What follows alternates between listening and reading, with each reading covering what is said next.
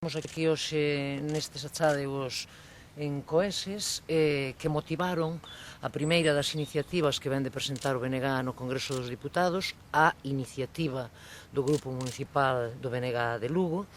porque, polos datos que existen en este momento e que nós tamén temos, estes achádegos son singulares e as nosas preguntas ou a nosa iniciativa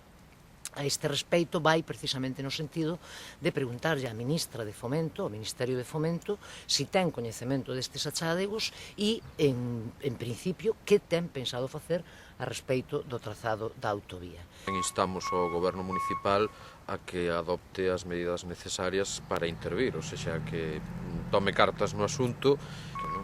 Según os datos que temos, esta é unha zona na que, ademais de o castro xa inventariado existente en Coeses, se descubriu un segundo castro, e agora a aparición destes restos arqueolóxicos, pois a verdade que incita a creer que estamos diante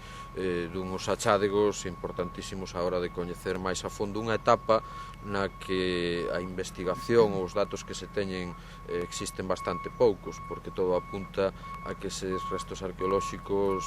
estean ubicados nunha etapa de transición entre o Bonce e o Ferro e que estean relacionados coas necrópoles castresas